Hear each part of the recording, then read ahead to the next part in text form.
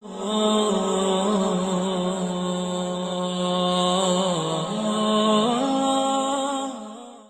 سے گزارش ہے کہ حدیثوں کو مکمل سنیے گا، کیونکہ یہ نیک کام آپ کے ساتھ آپ کی قبر میں جائے گا۔ ہم 2 یا 3 گھنٹے کی مووی دیکھ سکتے ہیں، کیا ہم صرف 10 منٹ اپنے اللہ اور نبی صلی اللہ علیہ وسلم کو نہیں دے سکتے؟ ہدایت القاری شرح صحیح البخاری جلد نمبر 1 حدیث نمبر 216۔ اعوذ باللہ من الشیطان الرجیم، بسم اللہ الرحمن الرحیم۔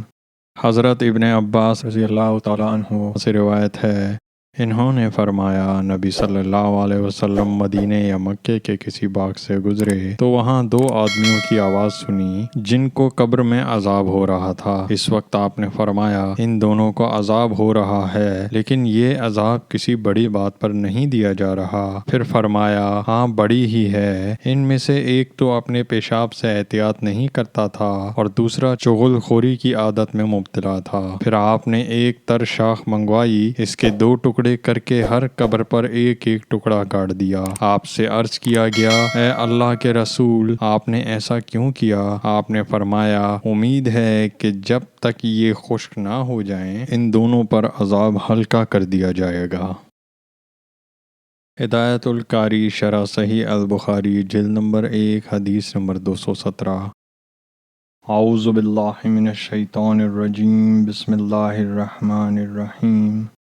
حضرت انس بن مالک رضی اللہ تعالیٰ عنہ سے روایت ہے، انہوں نے فرمایا نبی صلی اللہ علیہ وسلم جب رفع حاجت کے لیے باہر تشریف لے جاتے تو میں آپ کے لیے پانی لے کر جایا کرتا جس سے آپ استنجا کرتے۔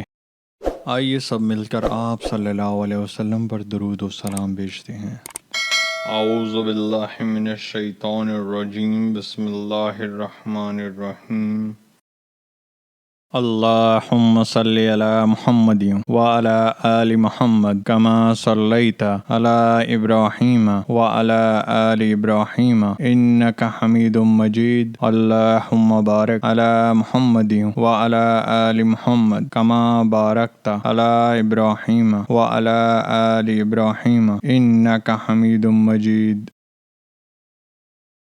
آئیے سب مل کر اللہ کی تعریف کرتے ہیں۔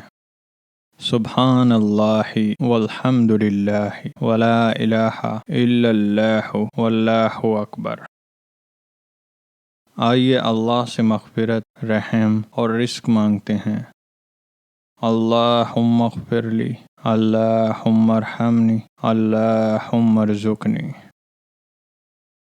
جب آپ کہتے ہیں اللہم اغفر لی، اللہ تعالیٰ فرماتے ہیں میں نے تمہاری مغفرت کی۔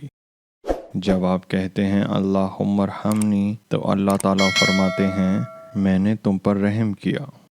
جب آپ کہتے ہیں اللہم ارزقنی تو اللہ تعالیٰ فرماتے ہیں میں نے تمہیں رزق دینے کا فیصلہ کیا۔